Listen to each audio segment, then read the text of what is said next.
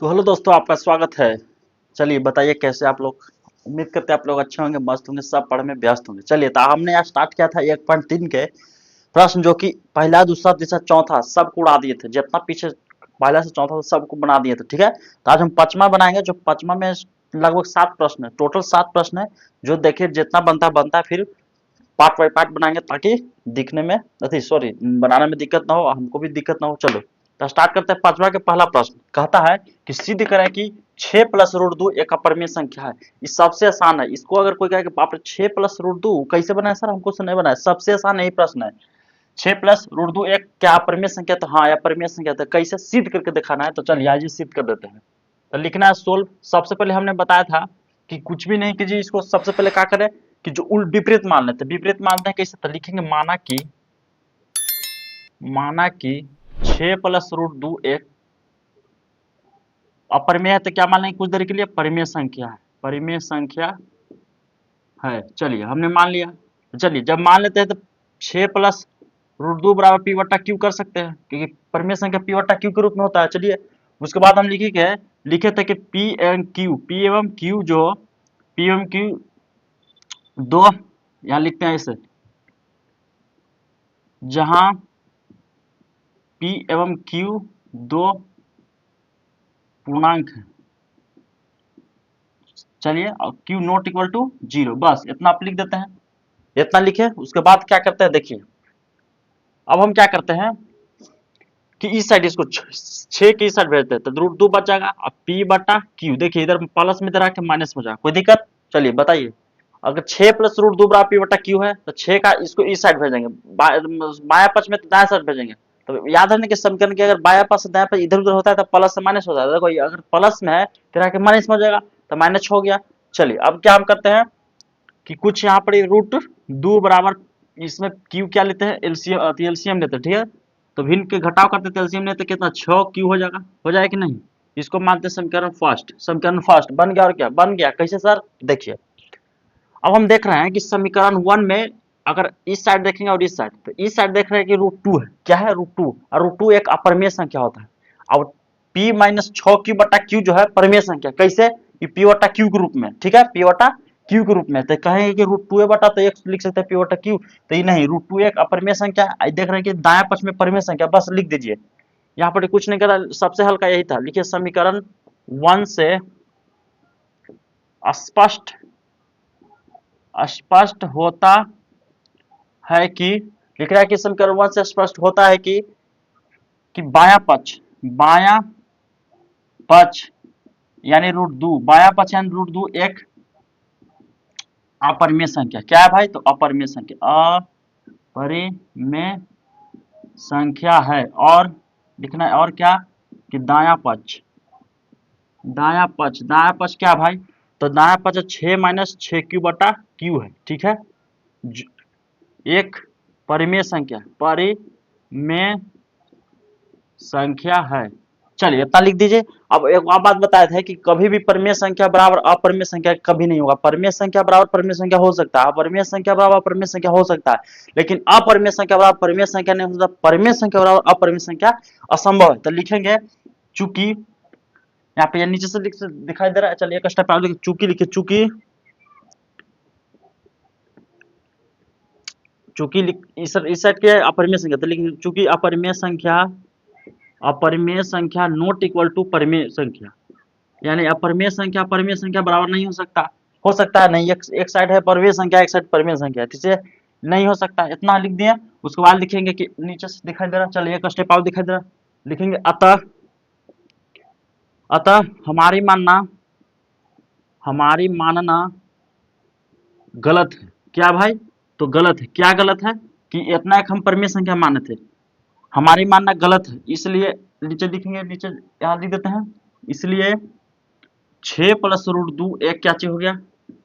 अपरिमेय संख्या, अपरिमेय संख्या, अपरिमेय संख्या है। Proved, PROVED। चलिए हो गया।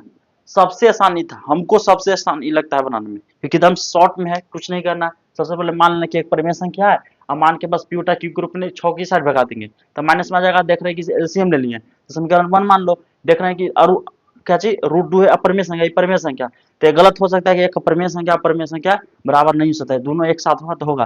तो पहला बन गया। अब देखिए दूसरा, एकदम जस्ट फोटो को भी मारना है भाई। देखो दूसरा प्रश्न है कि 5 माइनस √3, 5 माइनस √3, 5 माइनस रूट, यहाँ पर दूसरा हो जाएगा √3, बस यहू सब सेम है कैसे, बस जहां जहां इसको अति कर लेंगे, चेंज कर देंगे, ठीक है। तो यहाँ पे भी चेंज करते हैं, 3, यहाँ पर 5 हो जाएगा, ठीक है। तो इस साइड भेजेंगे तो कितना -5 हो जाएगा, कोई दिक्कत नहीं, गुना होकर 5 क्यों हो जाएगा, इधर √3 है ना, इधर √3 कर देंगे, √3 कर देंगे, बस चेंज कर देना, बस हो गया और क्या। अब बस देख लीजिए √3 है ना, इधर इस साइड कितना है, p है ना, इधर p -5q, बस यही ना सेम है। बस उसमें लगता है कि q का लिखा गया था, उसमें 5 भी लिखा लगता है कि कोई दिक्कत नहीं, बस ई वाला है जो इस साइड है ना दाएं पक्ष, यहाँ पर कॉपी पेस्ट कर देना है, ठीक है। तब देखना है कि समीकरण से स्पष्ट हो रहा है कि बायां पर जो √3 है अपरिमेय संख्या, इस साइड क्या चाहिए परिमेय संख्या, इसलिए असंभव है। चूंकि परिमेय संख्या बराबर नॉट इक्वल टू अपरिमेय संख्या बराबर नॉट इक्वल टू परिमेय संख्या होता है, इसलिए हमारी मानना गलत है कि 5 माइनस √3 एक अपरिमेय संख्या, इसलिए हम क्या चाहिए आता हो गया 6 प्लस √2 1, यहाँ पर चेंज कर देना ना। चलिए माइनस नहीं है जी, यहाँ पर माइनस है, सॉरी माइनस तो -3 लिख सकते हैं, कोई दिक्कत नहीं, -3, और माइनस में √3 होता ही नहीं है, माइनस में से थोड़ी ना होता है, ऐसे भी लिख सकता है। चलिए तो यहाँ पर हो जाएगा -√3, बस हो गया कि -5 माइनस √3 का परिमेय संख्या, बस बन गया और क्या, बस बन गया। देखिए स्क्रीनशॉट ले लेते, चलिए और सेम इसी की तरह हम तीसरा बनाएंगे, सेम क्या चीज बनाएंगे तीसरा, देखिए इसी पे बनेगा एकदम तीसरा, मिटाते हैं। चलिए तो तीसरा प्रश्न क्या कहता भाई, 2 प्लस √2, 2 प्लस √2, 2 प्लस √2, तीसरा है प्रश्न, सब इसी तरह बनेगा, ठीक है। चलिए हम बना देते हैं, बना दे रहे हैं इसलिए आप लोग से नहीं बना होगा, और तो इस छोड़ भी सकते हैं, क्यों छोड़ सकते हैं, क्योंकि क्या चीज सेम टू सेम तो है, तो यहाँ पर लिख देना है कि 2 प्लस √2।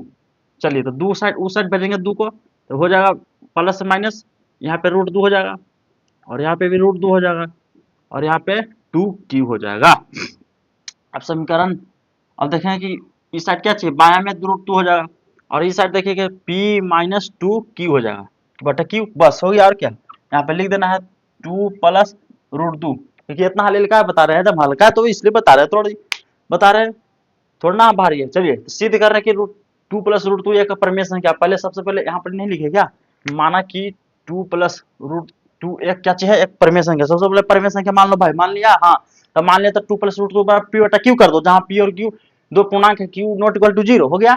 उसके बाद √2 क्या करे कि इसको इस साइड भेज दें, तो प्लस में था तो इधर माइनस में हो गया, ठीक है, e बच गया, इधर e बच गया, ऐसे एलसीएम में कैसे कर देते, समीकरण से स्पष्ट होता है कि बायां पक्ष में √2 है जो कि अपरिमेय संख्या है, अब दायां पक्ष में क्या है, एक परिमेय संख्या, इसको गलत हो गया, परिमेय संख्या बराबर नॉट इक्वल टू क्या चीज हो जाएगा, परिमेय संख्या, इसलिए हमारी मानना गलत है, इसलिए 2 प्लस √2 एक अपरिमेय संख्या है, दस क्लियर। तीसरा उड़ा दे, चौथा चले आओ, चौथा उड़ा दे, चौथा देखो सब सेम है भाई, सेम है, चौथा तक उड़ा देते हैं, आ जाओ छोटे। चौथा प्रश्न 3 प्लस √5 है, 3 प्लस √5, चलिए 3 प्लस √5, 3 प्लस √5, यहाँ पे भी 3 प्लस √5, चलिए तो देखिए यहाँ पर क्या बच जाएगा, √5 बच जाएगा, 3 की साइड बनेंगे तो कितना 3 हो जाएगा, ठीक है, इस साइड भी 3 हो जाएगा, ठीक कोई दिक्कत नहीं, यहाँ पे √5 हो जाएगा, ठीक है। तो यहाँ पर लिख दे सकते हैं √5 हो जाएगा बाया पक्ष में, और दाया पक्ष में 3 की यहाँ कर दीजिए, बस हो गया और क्या, हो गया बन गया, इतना हल्का है सर, तो भारी सब ले लेता है रे बाबू, मैया सोना बाबू मेरी लॉलीपॉप। चलो हो गया और क्या, कुछ करना है, समझा है, के बारे समझा दिए, सिद्ध करिए कि इतना इतना इतना, वैसे वैसे वैसे ऐसे वैसे हो गया और क्या, कैसे खत्म, कहानी खत्म। अब पांचवा छठा सतमा, पांचवा छठा सतमा देखिए, पांचवा के पहला दूसरा तीसरा चौथा 4 गो प्रश्न सेम टू सेम था, इसलिए हम बना दिए, ठीक है। अब की हम यहां रह देते हैं, ठीक है, थोड़े थोड़े बनाएंगे, फिर पांचवा छठा सतमा है रूट में अंदर दोनों में, उसको अलग टाइप बताएंगे, अलग भाग बनाएंगे, अलग पार्ट बनाएंगे, ताकि समझने में दिक्कत ना हो। तो चलिए आशा करते हैं आप लोग अच्छा होंगे, अथी सॉरी क्या चीज सीख गए होंगे, यानी हमारा जो सोल्यूशन था उसको बनाने आ गया होगा। तो मिलते हैं नेक्स्ट वीडियो में, तब तक के लिए बाय एंड जय हिंद।